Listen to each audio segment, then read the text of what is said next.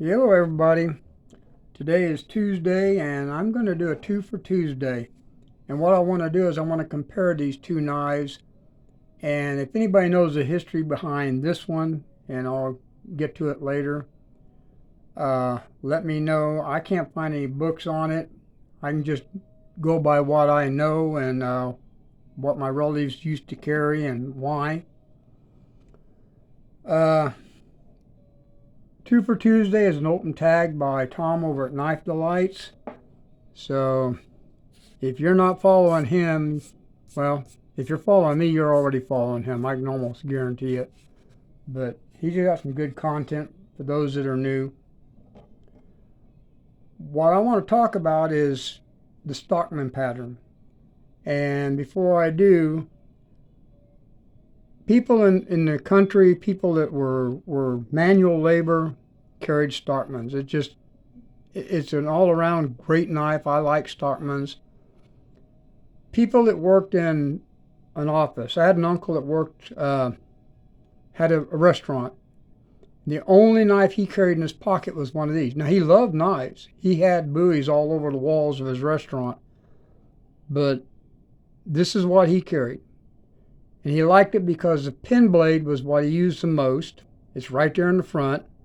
And when he needed something bigger, he'd go to the clip point. And it just, for him, it was a perfect knife. This one here is pretty bad shape, but it's a placeholder until I can find something a little bit better. It's one of those Camillus Deluxe with the filed liners. So, a Stockman. You come up with this. You got your main blade, clip point. You usually have a spade blade, and you either have a pin or an awl. And both of these are 1930s, 1936 Imperials, and it's where I see this the most.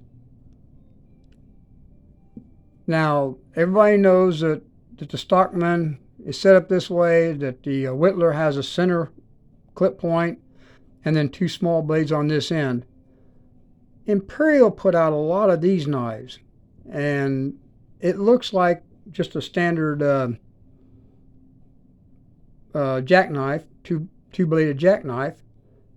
You've got your pin blade, but when you open it up, you've got another pin blade here. So when this one gets dull, you've got this one. I myself thought it was an awesome design. And I haven't seen any other knives like it unless they were made by Imperial. So I don't know if it was theirs or they just happen to have a lot of them still around. But is it a Stockman? It's not a Whittler. You don't have equal blades on the same end. It doesn't run off two. There's actually three springs on this one. We're talking 1930s, and they're running three springs. It's a very well-made knife. I'm finding that Imperial did things that a lot of people do now, but they didn't do it then.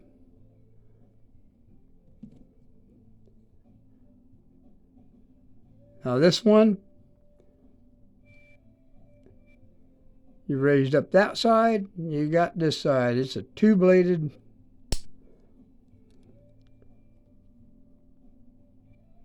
two-spring knife.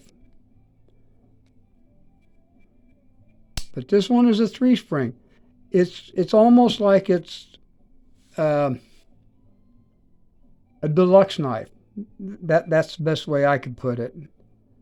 But it was definitely designed for people that work in an office.